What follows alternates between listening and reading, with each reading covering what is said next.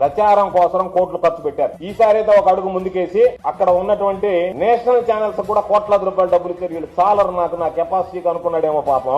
ఈనాడు ఆంధ్రజ్యోతి నాకు సరిపోదు, వీళ్ళంతా రీజనల్ లోకల్ కదా వీళ్ళని చెప్పి అనుకున్నాడేమో. అందుకని ఈ రోజు కోట్ల రూపాయలు ఖర్చు పెట్టి నేషనల్ ఛానల్స్ అందరూ వాళ్ళకి సంబంధించినటువంటి దాంట్లో జీవోల మీద జీవోలు విడుదల చేశారు. నేషనల్ ఛానల్స్ సంబంధించి కోట్లాది రూపాయలు జీవోలు విడుదల చేశారు. ఎంత సిగ్గుమాలినటువంటిదంటే అంటే వీళ్ళు చేసేటువంటి పనులు. ఇది ఒక ట్విట్టర్ బాబు, ఇది ఒక ట్వీట్ నాయన. ఇదేంది ఇది?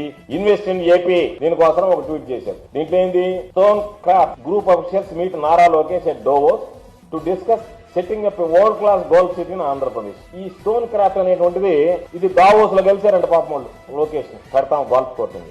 ఇది ఉండేది హైదరాబాద్ లో రియల్ ఎస్టేట్ వ్యాపార సంస్థ. ఇదిగో వాళ్ళ అడ్రస్ ఏంది?